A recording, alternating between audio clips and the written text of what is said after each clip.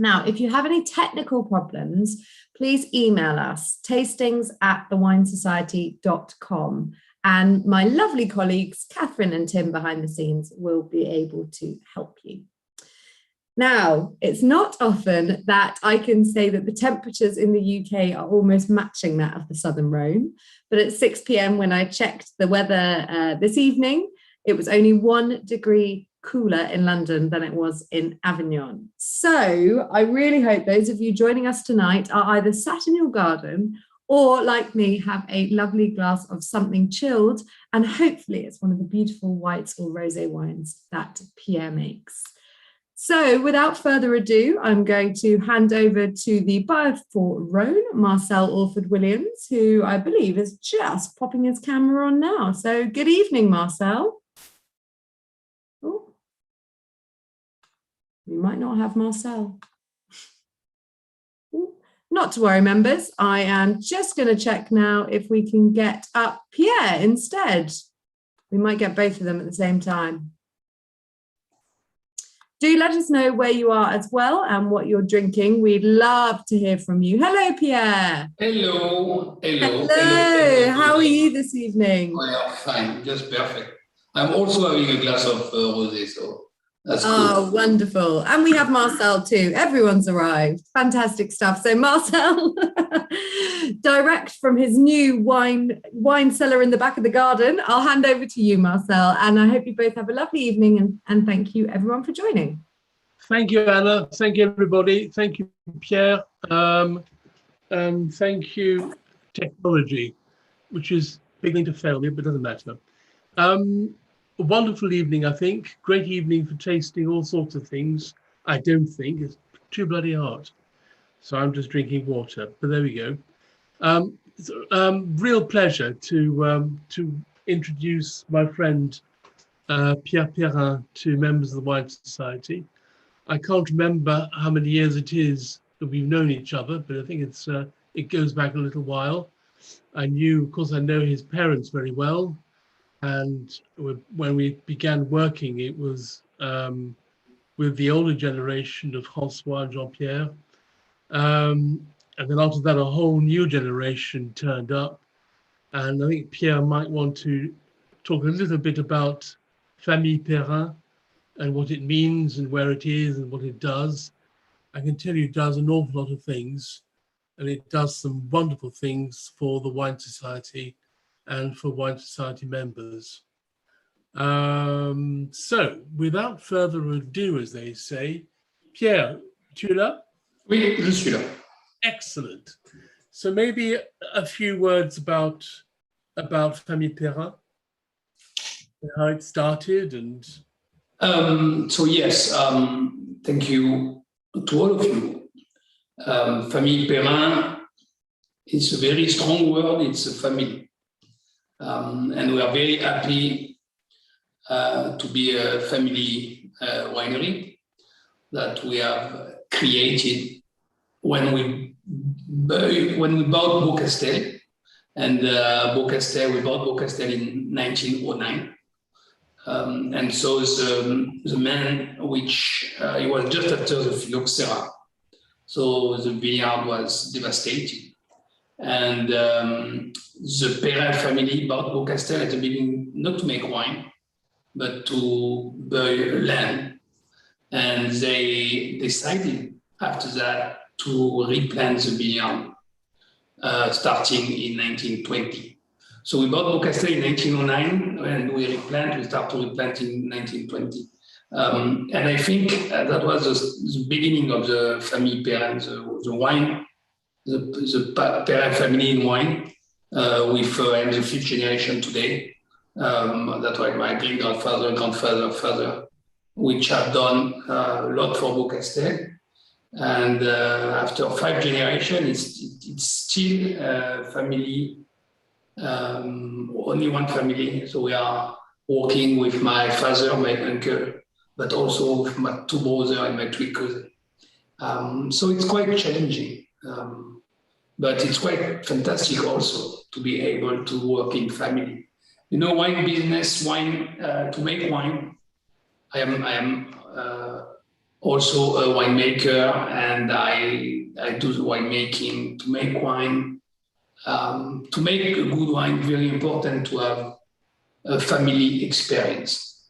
And we believe that family is a force for this kind of business. So of course we have Beaucastel that we are creating in 1909, but after that we have to build new concept, new wineries, and we have created a winery called Famille Perrin. And Famille Perrin, it's have to be the specialist of the south of the Rhône Valley. So we are in all the best terroir of the south of the Rhône Valley. Of course, Beaucastel is Beaucastel, but for Famille Perrin, it's around Châteauneuf-du-Pape, and you can see the map. We are having some facilities in Gigondas, we are doing Perrins, we are doing Ventoux, we are doing Luberon, and today Famille Perrin is something like 400 hectares of vineyard. The concept was to find the best terroir. In the south of France, you have a lot of different varieties, and the concept of Famille Perrin was to be a terroir hunter. And the concept was to go to this kind of place and to find the best paying, to make good quality, good price wine from the south of the Rhône Valley. That's about Famille Perrin. And we want to make wine which have authenticity. So we produce a Gigondas, we produce a Rasto, Perrins. We want wine with a lot of authenticity. Even if they are very close from one place to the other, we want the wine to be authentic. And it's quite challenging, the south of the Rhône Valley, but it's what we do with Famille Perrin.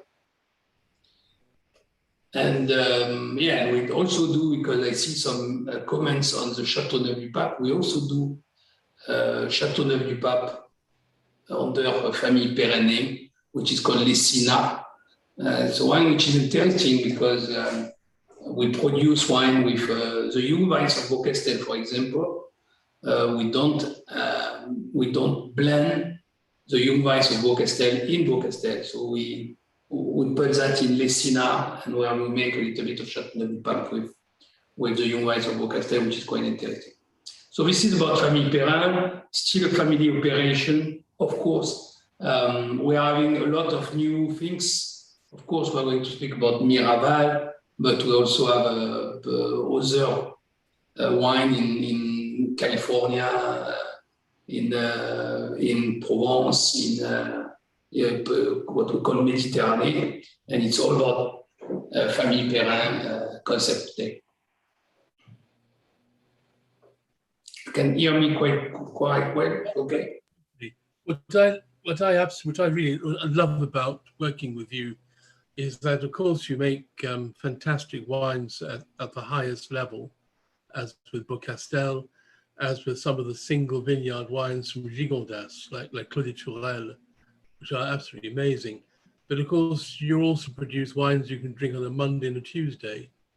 And I find that incredibly refreshing. So we can do things like Luberon, we can do things like Perrins. There's a huge range of different wines. And of course, Miraval, which I think is interesting, because that's relatively new and it's relatively sort of show busy, but maybe not quite so show busy now, I don't know. But the wines are actually very good. And I think since we first bought Miraval about, 3 or 4 years ago, the quality has actually improved. I thought this year, the Miraval is absolutely stunning. So maybe, maybe say a few words about Miraval and about the project. Miraval is a project we started in 2012, where the two owners of Miraval came and see us and say, we'll be delighted to do something together. They were looking for for someone to take care of the vineyard, of the estate, and they came to us and they say, okay, we would love to do something with you in Provence. So we have been in Provence, and we had to. In fact, we look at Provence in 2012, and for me, for the family, when we went in Provence, we had two bad feelings about Provence. The first one was 90% of the rosé wine, because they are sensitive, because there is not a lot of color, because you don't have a lot of tannin which are protecting the wine. If you want to keep the freshness, if you want to keep the color of the rosé, then you have to avoid the oxidation. And for that, a lot of winemakers, of course, everybody knows that they add some sulfurs, some antioxidant, which is SO2. And it's also for why a lot of people say that if they drink too much rosé wine the next morning, they are feeling bad. So the first aspect of doing a Provence rosé was to make a Miraval, which is better than the other one. And to be better, one of the main important things was to deal with the color of the rosé and the aging of the rosé. We want a rosé which is going to age well. So we make a rosé wine which is not modern at all, because of course when you produce rosé, there is a lot of modern style rosé with grapefruit flavors or whatever. And the concept of Miraval, and you have seen the picture of the estate, it's very, very nice terroir, it's very, very nice soil. It's in a valley. So it's not close to the sea. It's more in the background of Var, and it's quite cool.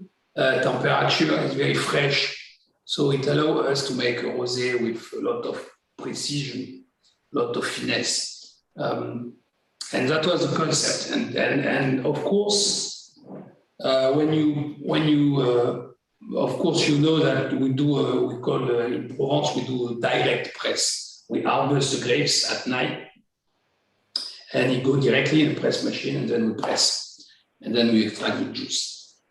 You know also that what is very important is what you have in the skin. I mean, what you have in the skin go very, very. There is a small amount of the content of the skin which is going in the juice, because you put in press and then you press directly. So the color is light, but also it's very sensitive. So for us, concept of Miraval was to make the wine best we can, and so we are avoiding the utilization of SO2 because we extract the oxygen. So it's a little bit technical, but there is some way to not use any sulfites in wine. Of course, you have seen some non-sulfites wine, but you can use natural tannin, because the tannins is an antioxidant, but you can also take off the oxygen. And we are working on that for 10 years to have a rosé we can age, and the color is not changing, and so we don't have to balance it by addition of SO2. So we are very happy with that, and also the bottling. So I'm not going too far with technique, but the bottling of rosé, of course, I say that the rosé is sensitive, so the bottling is very, very important. So we have invested in our bottling facility. We have invested a decent amount of money for a bottling machine, but the bottling machine is completely under neutral gas, so we don't have any oxygen also. So to keep the freshness, to keep we are harvesting at night. It's between 12 and 4 o'clock in the morning. We extract very, very slightly. We put in tank, The bottling is very sensitive, delicate. So we really have to keep the freshness. So to make rosé is a sum of details, which is very important. And when we accept to take care of Miraval, that was our idea. So we have created a partnership with the two owners of Miraval, and we try to make a rosé which is different of what you can find. Also, and it's very important, Miraval, the place is just amazing. It's just a crazy place, fantastic.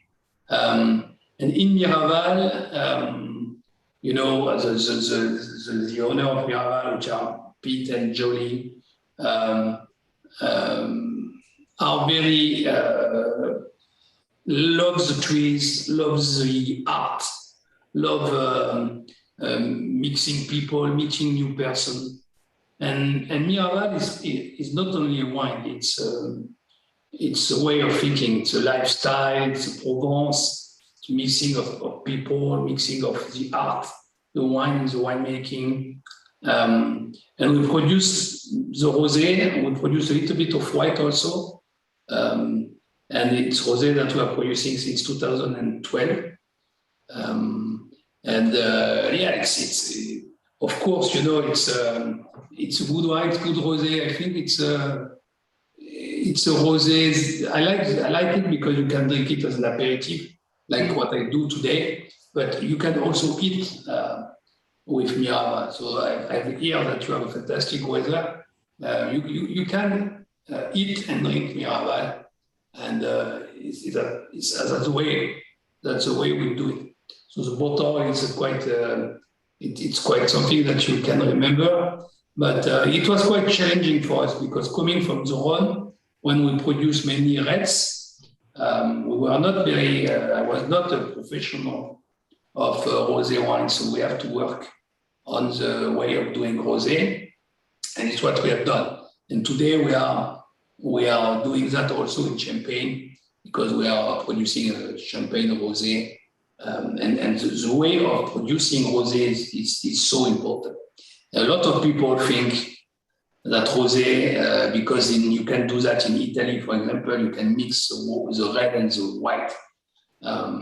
But that's catastrophic because rosé is so delicate. For me, it's more difficult to make a rosé than to make a red.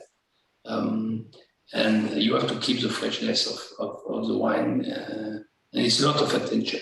But I love to do that, and Miraval is a wine for it. We're also having, the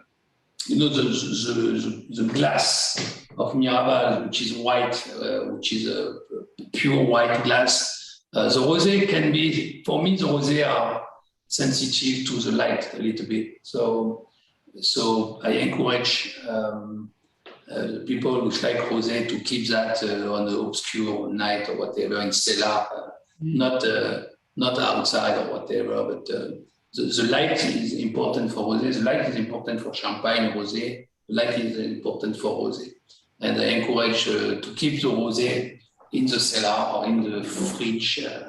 And that's very important when you are doing a wine which are going to age it. And Marcel, sorry to interrupt, Pierre, but Marcel, to confirm, the Miraval is on its way to us. That's correct, yes? Right. No? Sure. I think Pierre's drinking some bottles as well, but we, members, we haven't launched the Miraval yet. So watch this space. I know, John Wielden, you've just said you went online, but here is a lovely, as demonstrated by the glamorous assistant Marcel, a gorgeous bottle of the Miraval, which will be available to members later on. We're shipping it in bottles, in magnums, and even in jeroboams. Perfect. So as long as you keep it out of the sun, you can get your hands on a jeroboam of Miraval soon. Miraval, that would be wonderful. I will let you carry on, but yes, members, it's on its way.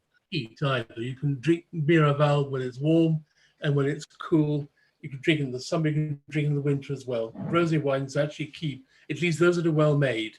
And as Pierre said, technically, rosé is just about the hardest wine to make, and it's always a challenge. And I go around. Normally, I go around to Provence in January to taste the new vintage, and it's quite a challenge. Pierre, you mentioned Provence rosé tasting of grapefruit, and I remember once going to a big cooperative in Provence, and I had a meeting with the chef de cave, and he very sincerely asked me if I wanted my rosé to taste of grapefruit or to taste of strawberry. And I'm afraid my answer was I quite like my rosé to taste of Provence rosé. And that's more or less the end of the meeting.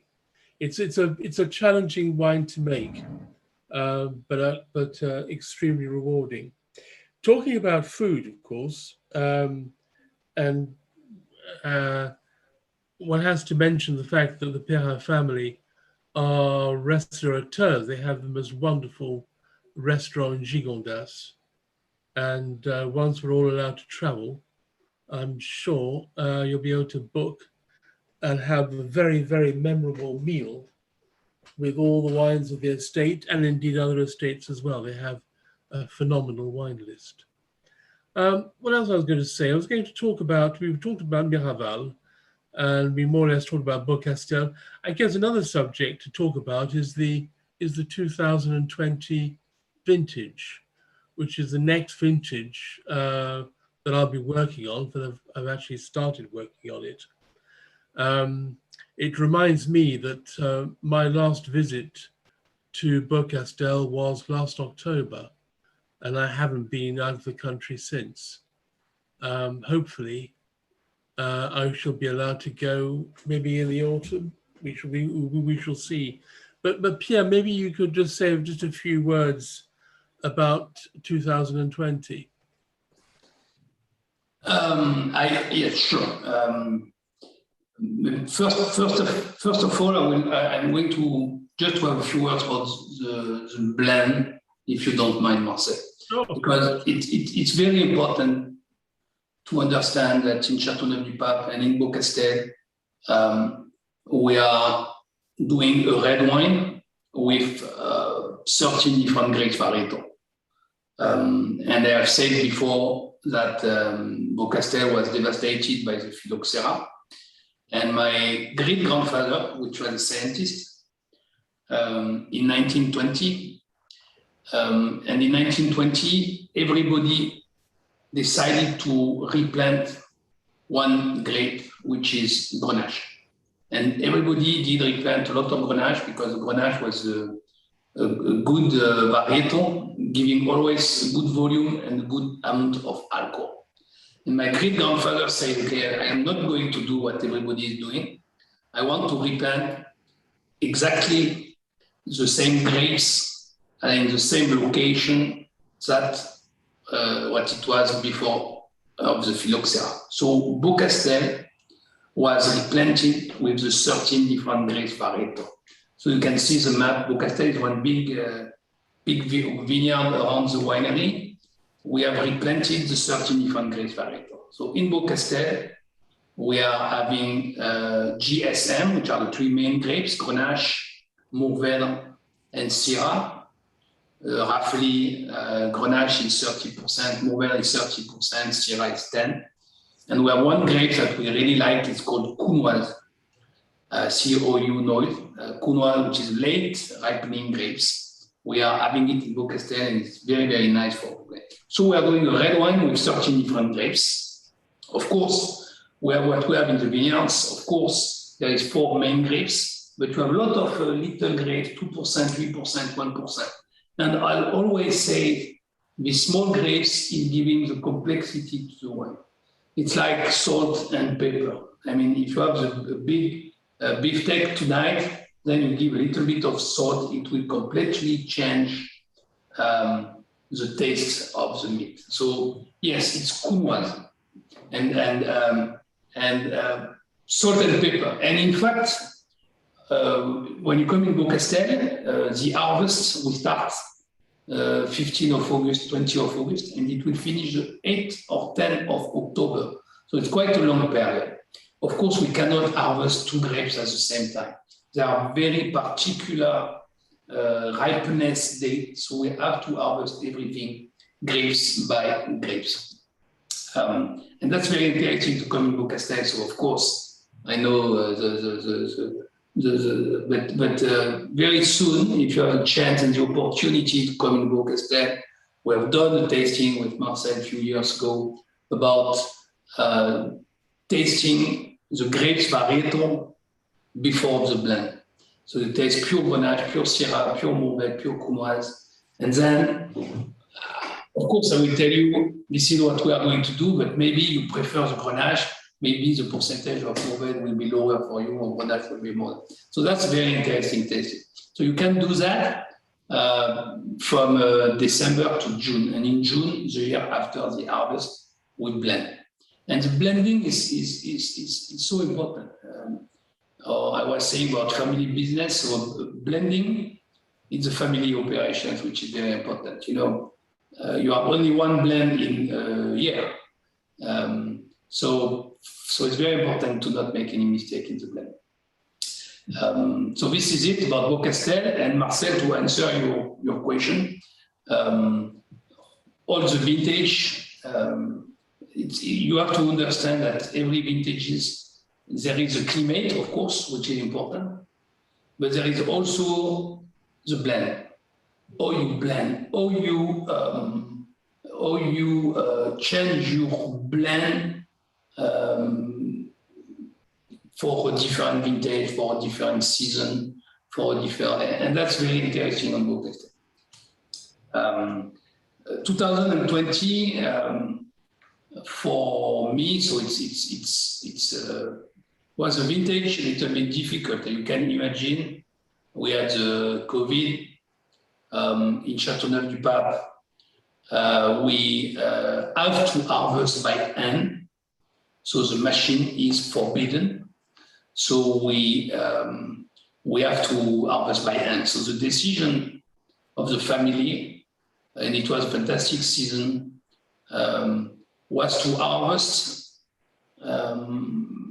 only in the morning, from 7, 6 at the beginning in the month of August to 7 in September, from 6 to 7 to 2 o'clock.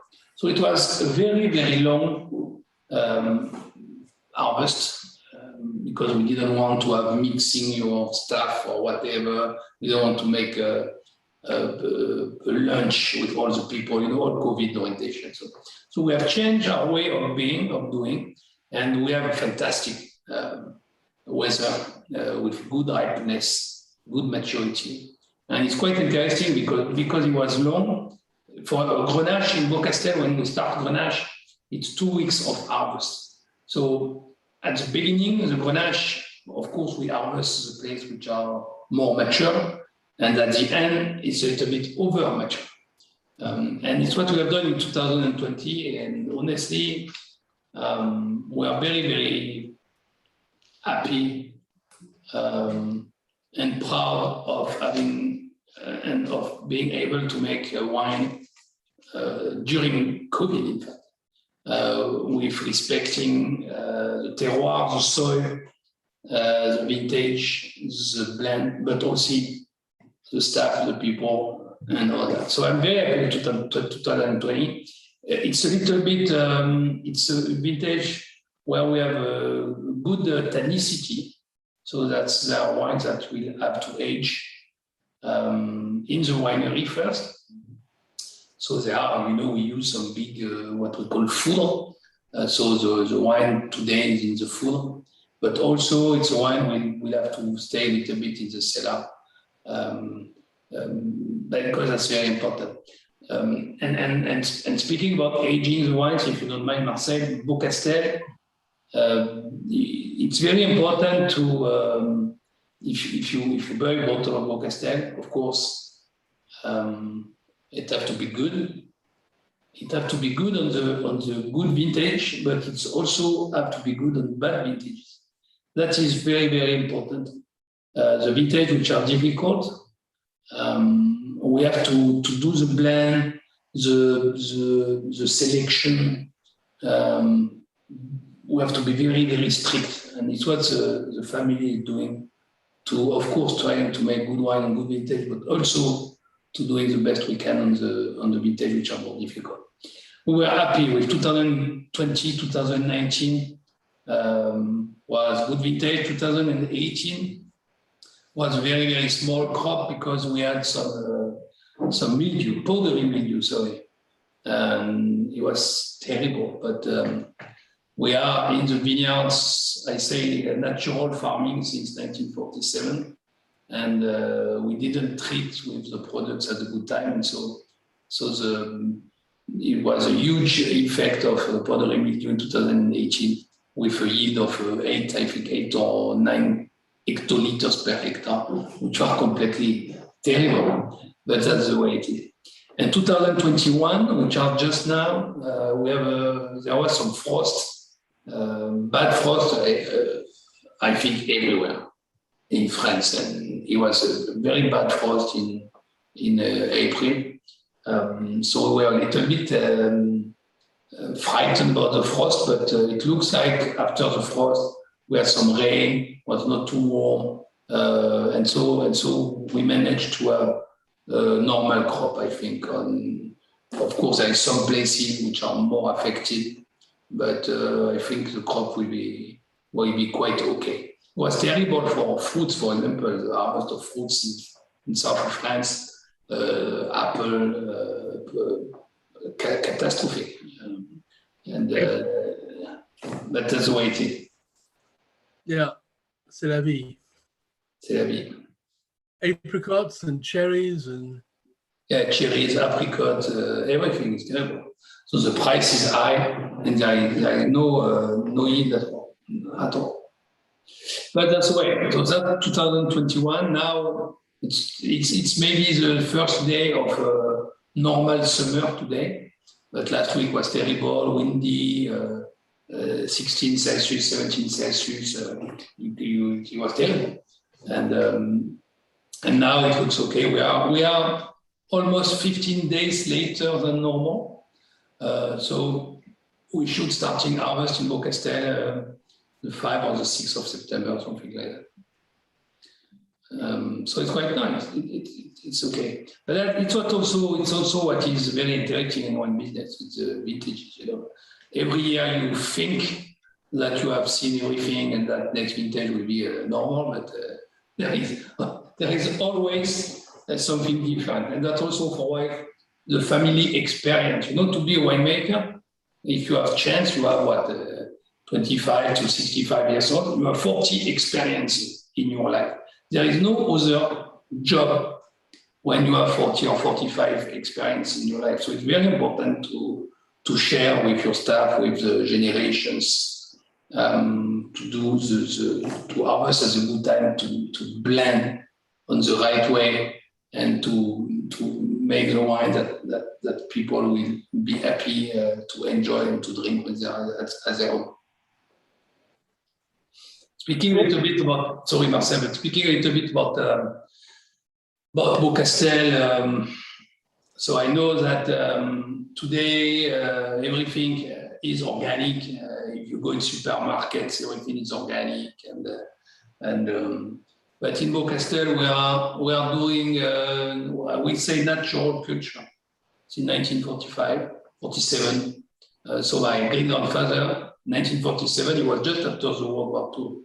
So all the big BASF, all the big company of treatments were created at this period.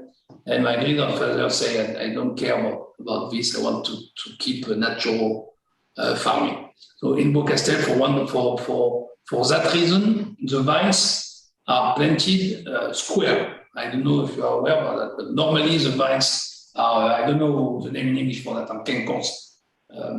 I don't know what is that.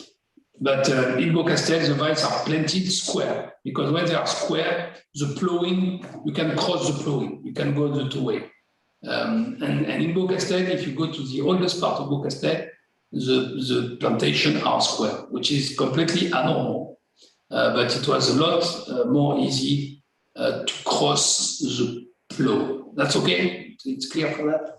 And in Beaucastel, we do that. So we don't, organic is not a marketing issue. If you look at the bottle of Beaucastel, it will not see a eco-cert certification or whatever. But to respect the soil, the terroir, you have to do the culture end. And for your information, we just started 10 days ago because Beaucastel needs to be rebuilt. And my grandmother was still in life, and we say she was living in the domain, and we say that while she was living, we will not do any big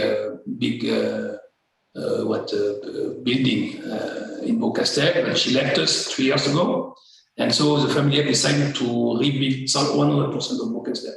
So it's quite interesting because we have done we have done a concours for architecture, and we have chosen Indian architect, which is very, very much over the environmental issue.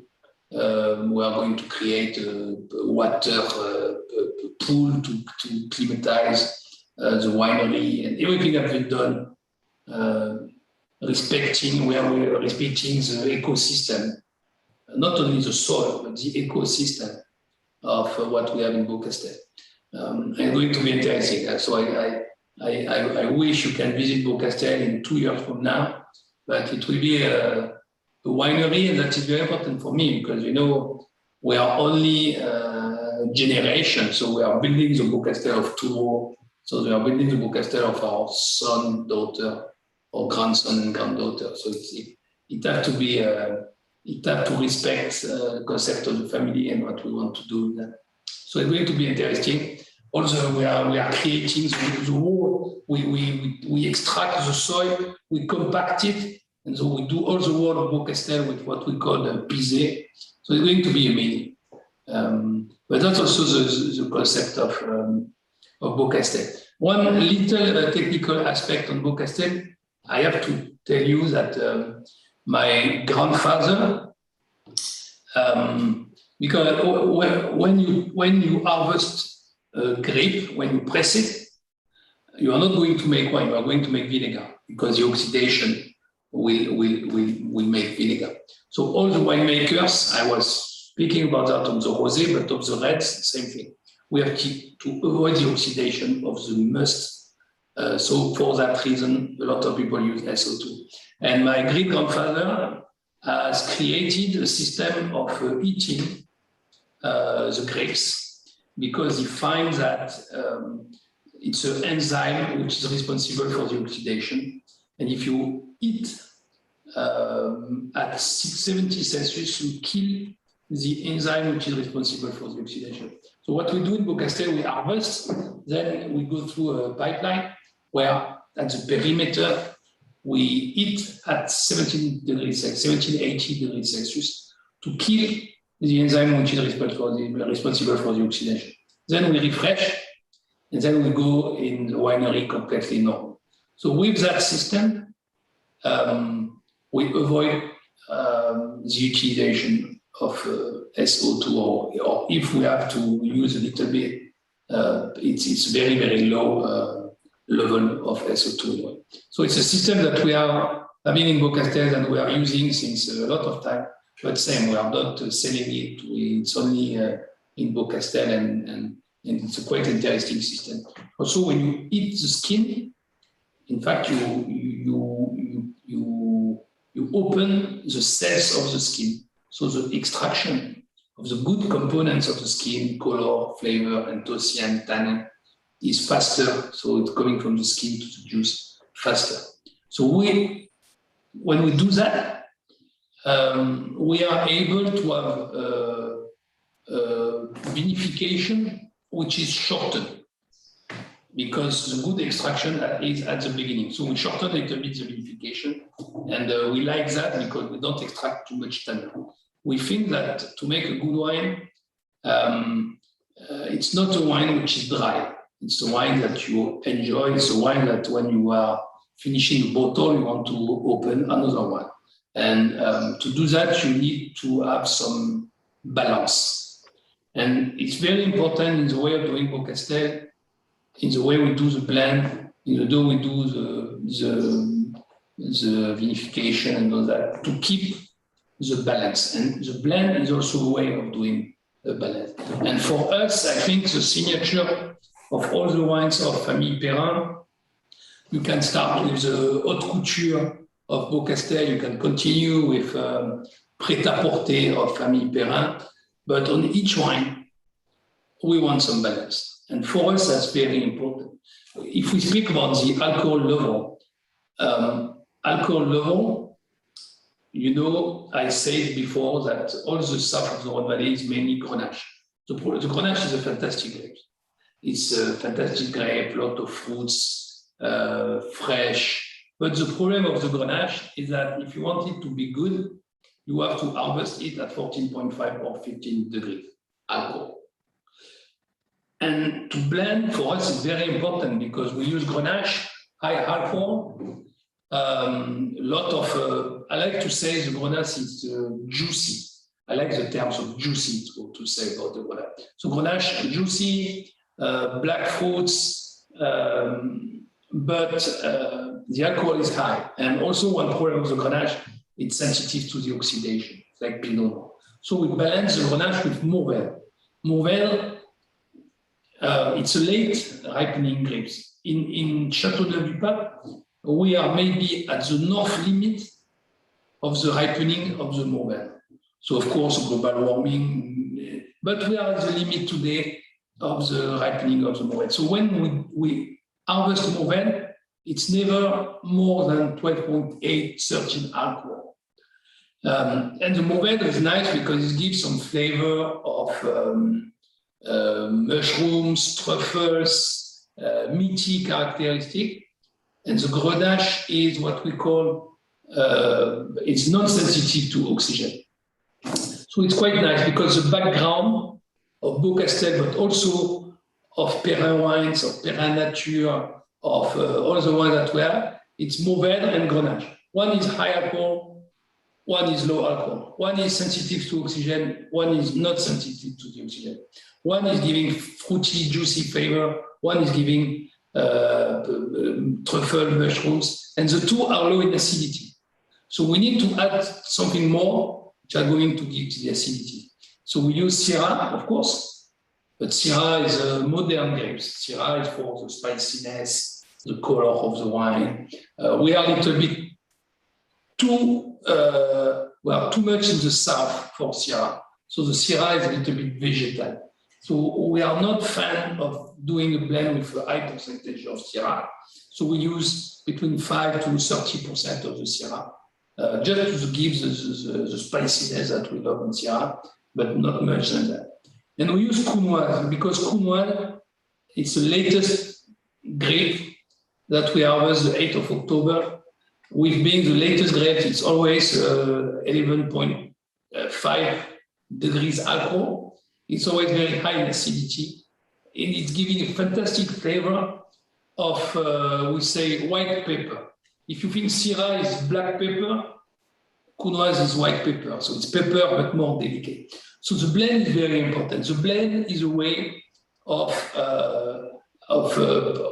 giving a balance, not only in the wine, to give we don't want wine which are too tannic, too alcoholic, too fresh, too sensitive to oxygen. We want wines with a lot of balance, and I think that's one of the signature of Famille Perrin. That's excellent. Thank you, Pierre. I wanted to mention that we're shipping a number of wines from Famille Perrin, which members will be able to enjoy. We already mentioned Miraval, which is coming very soon. But of course, you've also launched the Côte du Rhône Nature, which you mentioned a few minutes ago.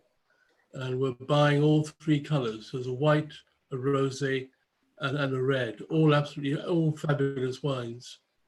And so that's coming very soon, as well as the Châteauneuf-du-Pape Les Sinards. I thought that was very good. Always liked that wine. But I thought the nature, I think you only used to do the red nature in the past. Yeah, we nature is new. Nature is new for us. We normally have only the reds, but we have decided to produce white and rosé. Yeah, and even so the name is Perrin Nature. Today you cannot put a wine with nature. It's not possible anymore. But we have the interiority, so it's called Perrin Nature. So the concept is to make wine. All our vineyards, all the Famille Perrin vineyards are organic 100%. But in fact, we don't like the idea of marketing and organic. We like the idea of respecting what we are doing. So a lot of wines, Beaucastel, for example, it's organic since the 1999 certified 1947. We never had any EcoCert logo or whatever. So we like the idea of long-term, it's more sustainability. It's more sustainability than organic. We like the idea of being in charge of a territory and trying to respect it. And Famille Perrin, Perrin Nature, we are producing from top vineyards of rosé, red and white. With identity also. I think identity is very important. We are producing, as you say, a good amount of wine. So we don't want to make Perrin Nature, which is the same as the Côte du Rhône, which is the same as the Perrin, which is the same as whatever. The authenticity of each wine is something that we are taking a lot of care. And the three wines are organic, certified, of course, with low sulfites with the process that we use. But we would like to go further than that. We would like to, we like the idea of sustainability, trying to respect the soil, the water, the people, which are producing this wine. I was completely, all our staff during COVID, taking care of the vineyard. You cannot say I'm not going to work in the vineyard. I think the people which make that possible is even as much important as winemaker, the wine. And I like this idea.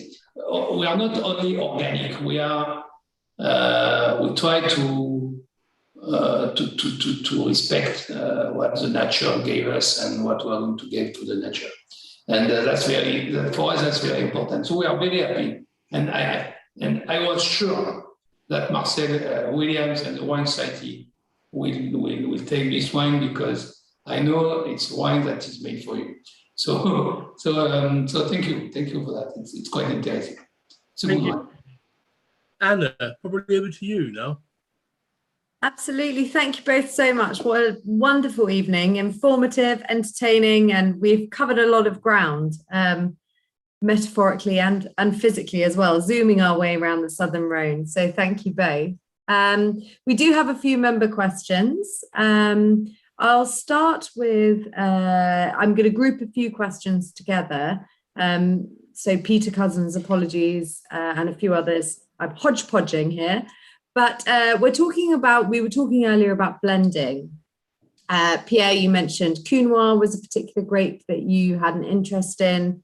And I think blending in the Southern Rhône has always very much interested people.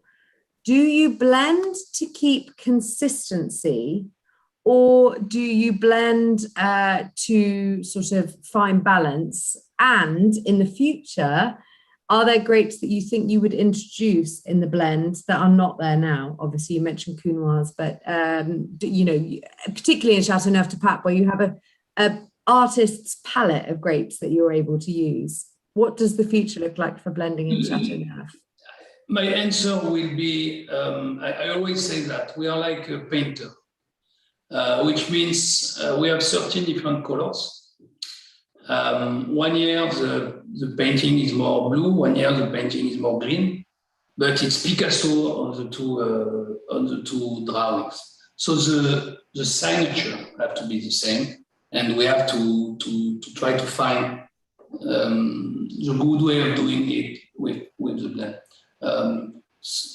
It's quite interesting. Honestly, it's quite interesting. The session of blending, we are not following some fashions, for example. We want people. Beaucastel is maybe one of the wine which is the more easy to find when you are doing blind tasting. I don't know if you agree with that, but there is Beaucastel and Trévalon. There are two wines that are easy, and for us, it's what we want. We want that you start with that, Marcel, but the Famille Perrin signature for the haute couture wines or the prêt-à-porter wines have to be respected. And it's what I will answer by saying that the signature is very important. It's like an architect. I mean, the line of the architect, it's very interesting. And we try to keep that within the family, and we try to keep that.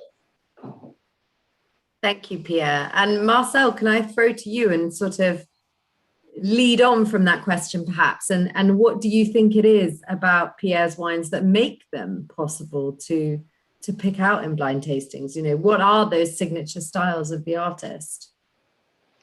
Well, it's very much, you can recognize, we should be able to recognize Beaucastel because of the Mourvèdre, which plays such an important part, and because of the balance. I mean, Beaucastel is a very special place, which seems to create a natural balance of its own.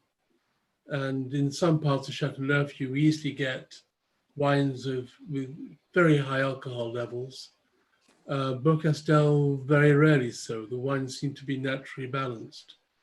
I would absolutely agree with Pierre about the future. I think you're not going to change the character of Châteauneuf by suddenly removing Grenache. So I think that would change the wine completely. But great varieties like Counoise, like Cinsault, which I don't think Pierre mentioned, which I think is a very fine grape variety. I think these do have a huge future. And the other thing about Beaucastel is that they damn well keep. Well, Marcel, you've teed me up perfectly for my next question, actually. We could just answer it with they damn well keep, but I'll ask for a slightly more technical question. Pierre, we've had lots of members who emailed in advance, who've messaged us this evening. Obviously, you have a few particularly good cuvées of Châteauneuf and Gigondas as well. And would you be able to tell us about the aging potential and what you would recommend to age some of those top cuvée wines? We are having in Gigondas. So Gigondas, our estate is called Domaine des Tourelles, and we are doing two wines, Clos des Tourelles and also Gigondas Vieille. But Gigondas, because in Gigondas there is different terroir. You have the characteristic of Gigondas is a sandy soil. So if you look at the historic Gigondas terroir, it's a sandy soil. It's sap also, sap becoming sand. And in this place, it's mainly Grenache, because Grenache is made to be in this particular place of Gigondas.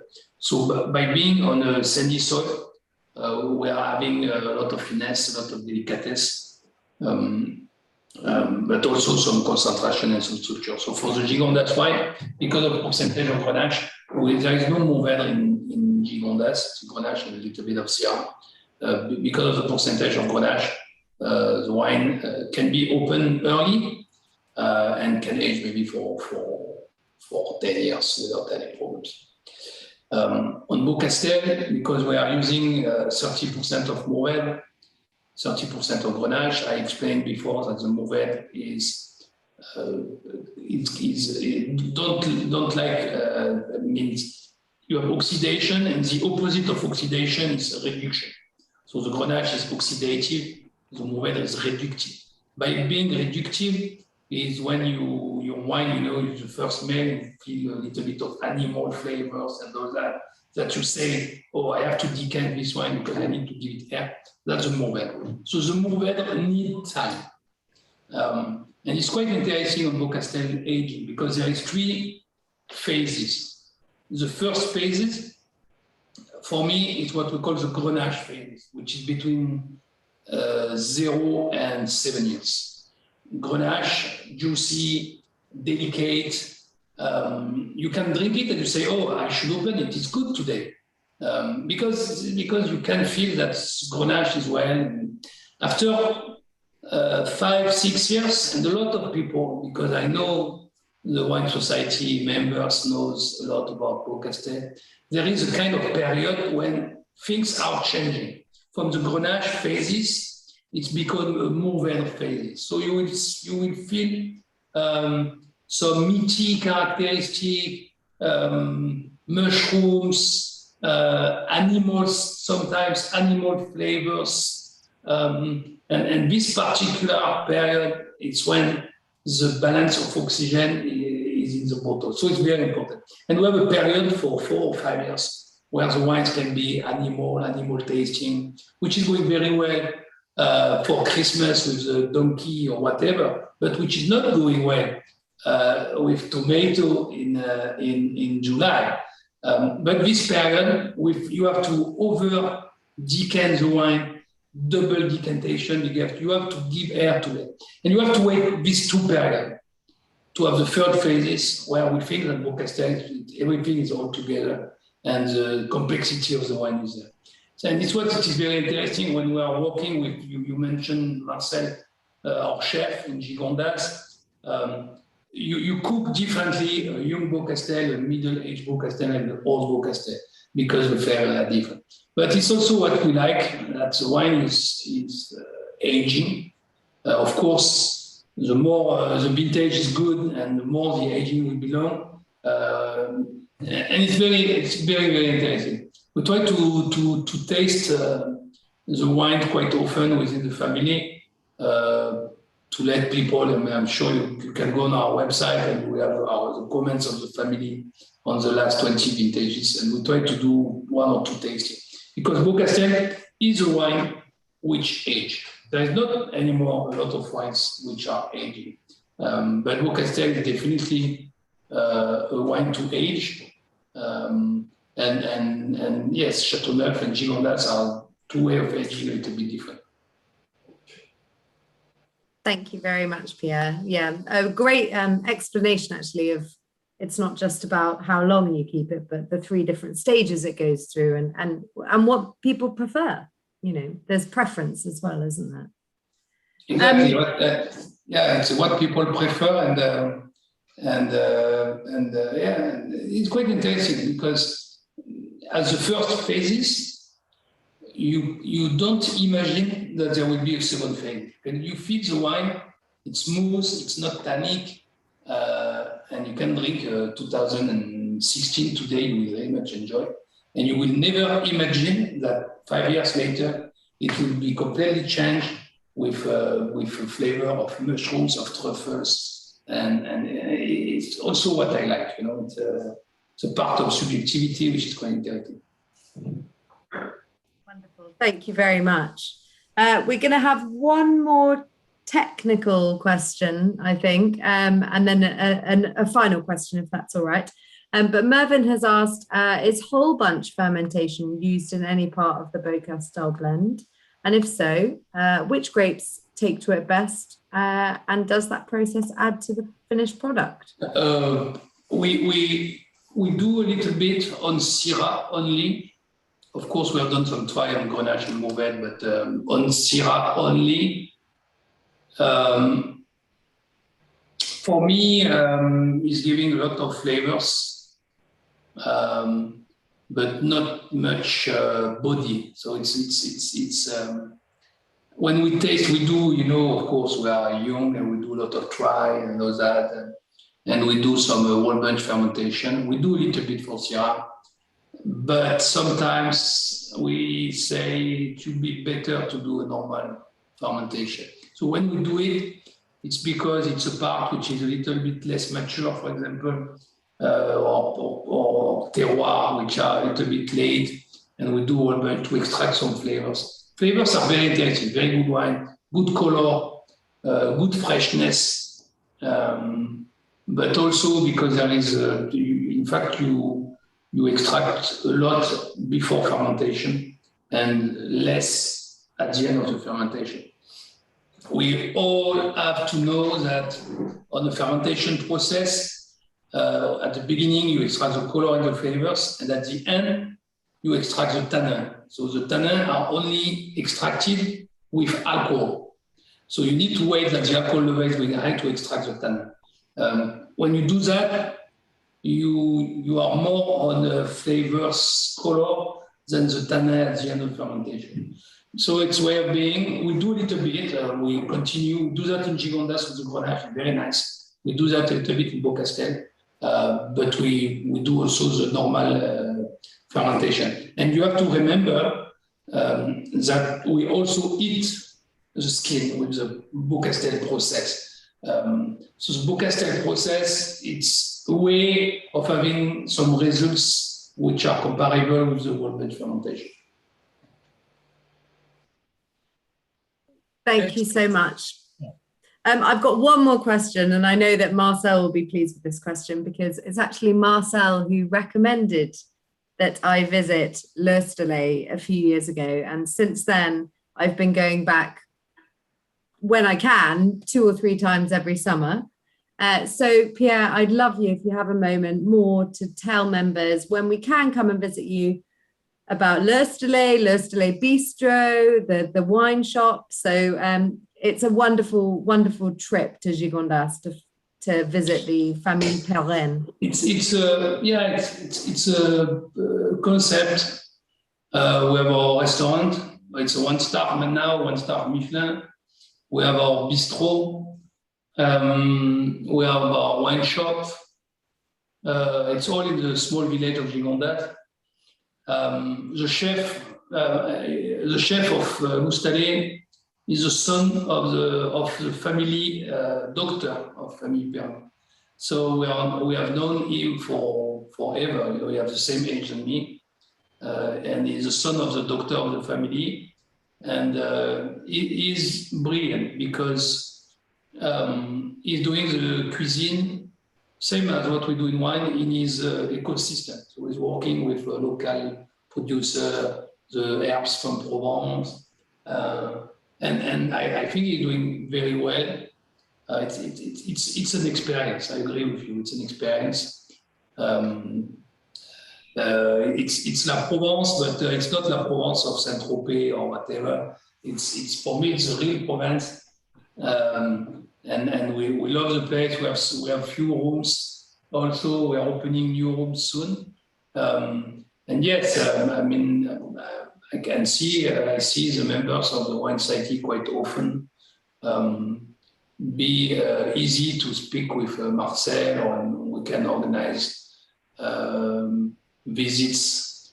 Beaucastel, you will have the building, but we decided to explain also. We have decided not to close Beaucastel, but to show to people what we are doing and to have tasting, but also to have an experience of the building and all that.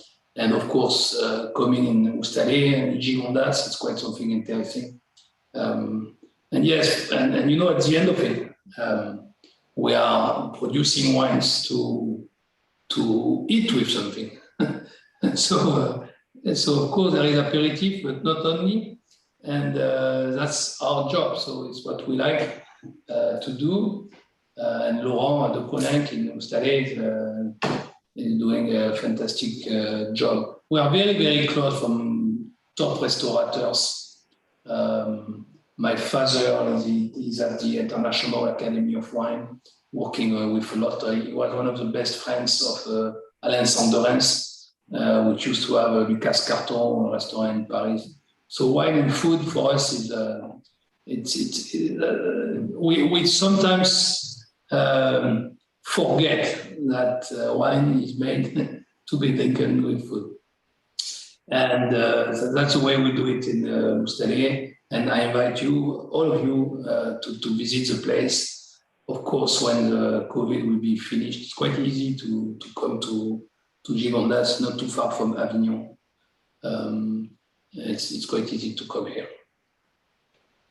Well, thank you, Pierre. And I must thank Marcel for introducing me to your lovely, your little mini, and I mean mini, it's so compact and gorgeous in Gigondas, but the little mini empire of restaurants and heaven. So thank you, Marcel, for introducing me. Members, I cannot recommend it enough. It's really a wine and food experience like no other. So on that note, Pierre, thank you so much. I will hand over to Marcel to do an official thank you. But members, lovely to see you as always. I hope you've had a pleasant evening, and I hope that you still have something nice and chilled in your glass. And I'll hand over to Marcel. So cheers. Thank you very much. Pierre, merci beaucoup. Merci, Marcel. And I shall see you Merci, Alain. I shall see you in October, I think, I hope. Merci. Merci, Marcel. Merci à tous les. Thank you to all members of Wine Society that I'm following for a few years now, and thank you for joining us at all the different events that we are doing, and we are quite a family now, the Wine Society, for so many times that I want to say thank you and cheers. Yes. Bye-bye. Bye.